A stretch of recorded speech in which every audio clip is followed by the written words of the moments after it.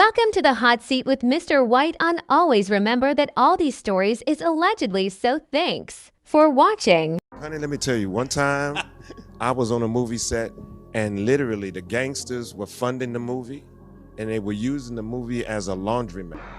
What's new? I mean, that goes back to the 1800s, right? Early 19th century. It's been an issue in this country since the beginning. And we had enough images of us being drug dealers and, degenerates and unhumanly. I didn't want to. Working with people who don't have your pedigree or don't have your skill set, of course they're gonna call you difficult. That goes with the territory. If you ask a group of people what the image of a successful black actor is, most people would probably leave out Wesley Snipes' name. That's odd because this man was part of almost a dozen groundbreaking films. Well, it appears the truth about how things took a downward spiral for the worst in his career is finally out. And it's trending because it seems to be the actor himself telling his story. From what has come out about his career over the last 3 decades, only one thing has been consistent, and that's the fact that Hollywood itself has made things more difficult for him each step of the way. If I didn't know better, I'd say the industry was specifically working towards sabotaging his career. I mean, taking a look at where he started up till where he currently is, there has been a lot of fishiness in between. So let's find out if the industry really had one up on him all this time. City. And I went back for a number of auditions, man. I thought I had it locked in there, Jimmy. Yeah. And then I came up with a big L, B. Snipes till date is one of the biggest names in the film industry. For the most part, he's at that level because of the success his movies have secured him over the years. The other part, it's that the man had it rough on his way to breakthrough.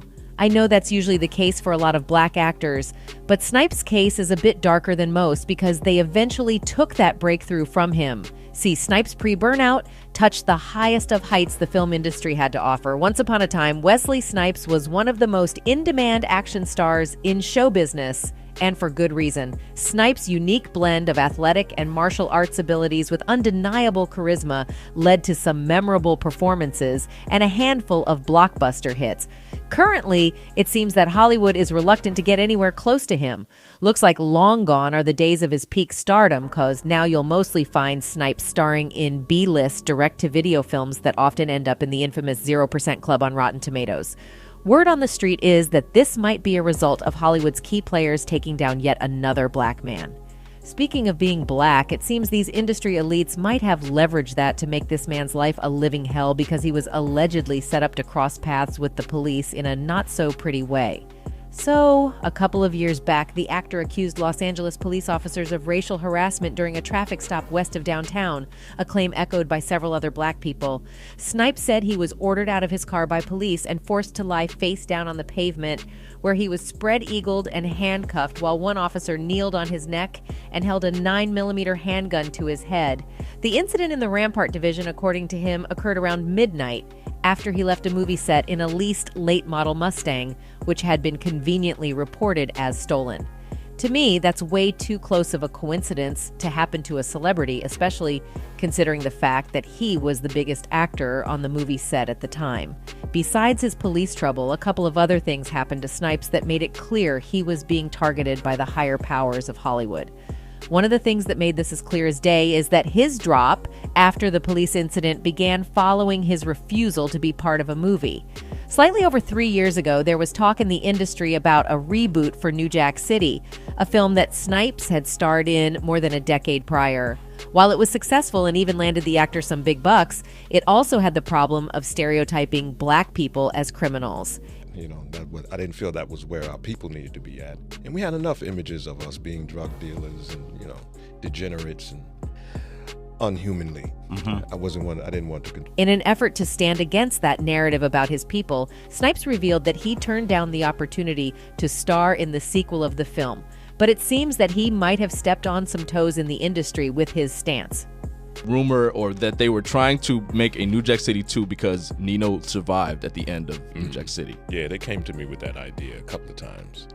And Per reports, the star expressed his disdain when asked about the possibility of a New Jack City reboot. "I'm not associated with it. I have nothing to do with it at all," Snipes told Brooke Obie of Shadow and Act. He continued, "I think some things should be left alone if they worked at the time under the circumstances. And the story was built around things that were current. I don't particularly like the idea of recreating the drug culture for what, under the current circumstances. Really? So I you made had a conscious major decision. reservations about playing the drug dealer from the start. Actually, I turned the film down a couple of times when they first approached me because that wasn't where my head was at. The Breakfast Club host Charlemagne Tha God also trashed the thought of revamping New Jack City. They actually talked to me about doing it, and I've told them no. If I had a dime for every time I've said no, it's a done deal. It's a wrap, the Bronx native said.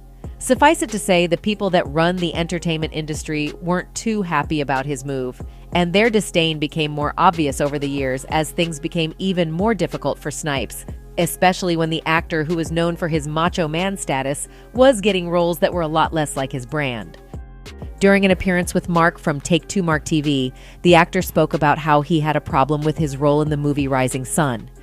When he was asked about rumors of him feeling some type of way about not doing enough in the film, Snipes cleared up the air. Well, it wasn't that I was uncomfortable with how much he had to do. It was just how he reacted and responded to certain things. In Snipes' words, he believed the character was a little wimpish. The star explained that his character being like that wasn't related to his personality, but was more about the personality of the character requiring an authoritative aura. As though he was kind of a little wimpish for me, and given the type of job that he had, mandated a certain amount of authority. So I wanted to bring that authority out. The actor's major conflict with the character was that he had a dangerous job, and as such required a little edge to him. But because the elites in the industry had a mandate to beat down his masculinity as much as they could, he didn't get his way. That, however, did not stop him from complaining about it. Okay, if he was authoritative and wrong, but at least he had executed a certain amount of authority. As you could probably tell with the progression up till this point, speaking out against them was another move Snipes made that the industry wasn't too happy about. At this point, you could say they had enough from him already because let's just say it rained fire in his career from here on. The biggest hit to Snipes' career took place when the actor was convicted on 3 misdemeanor counts for failing to file 3 years' worth of tax returns from 1999 to 2001, which apparently cheated Uncle Sam out of $7 million. The prosecution blames Snipes for following the advice of both his accountant and another firm anti-tax proponent at his own expense, even though most people would agree it wasn't particularly the actor's fault. I thought it was rather strange to be a client and be lumped in with the conspirators, but, stranger things have happened in the world. Explaining why this route was chosen, former IRS commissioner at the time, Sheldon Cohen, said, "People who do it openly and notoriously, you've got to go after them. Not because he's that important or the amount of money is that important, but because there are others who may be foolish enough to follow." What came as the biggest shock to the actor in all of this was the fact that his trial was intentionally blown out of proportion. During an interview, the actor stated that he didn't understand why the case, which he already believed to have a wobbly foundation, was tagged as the biggest trial in history. Idea that they classified it as the biggest trial in the history of the... I thought, wow, am I really that important? When it was all said and done, Snipes, who had already paid millions of dollars in taxes, was sentenced to 3 years in Pennsylvania's McKean Federal Correctional Institution before being transferred to the New York Community Corrections Office for home confinement. At this point, the actor had basically become radioactive in the industry. It was so bad that a multi-award willing actor like him couldn't even land a gig until Eddie Murphy showed up to save him with 2021's sequel of Coming to America. Snipes was one of several new additions to the cast, although it wasn't his first time getting involved with the franchise. He had previously auditioned for a role in the original movie but was turned down by the casting director in favor of one of his close friends. However, things came full circle for Snipes, as Murphy requested Snipes be included in Coming to America after working with him on a separate project. Talking about it in an interview, Murphy noted that he wanted to include Snipes in the sequel after working with him on another movie. "Last year, I did Dolomite Is My Name with Wesley Snipes," Murphy told Jimmy Fallon. "And we had such an incredible time making that film and had such strong screen chemistry. I just wanted to work with him right again. We went right into this." Last year I did a Dolomite Is My Name with Wesley Snipes. Yep. Such a strong screen chemistry. I just wanted to work with him right again. We went right into this. Looks like if not for Murphy's intervention, it might have taken a lot longer for Snipes to crawl back into the big leagues. But even with the help from his friend, we can't exactly say things have picked up for Snipes since his series of disasters. Nonetheless, fans seem to be excited about him getting back on his feet after getting canceled by Hollywood's top 1%. One person wrote, "I'm so happy for Wesley Snipes. Hollywood canceled him yesterday ago, and now he's back in acting. Hash coming to America." This, however, doesn't mean the industry elites are done with him. Let's just hope he's able to survive the next wave of attacks as he has so far. That's it for this video. Goodbye.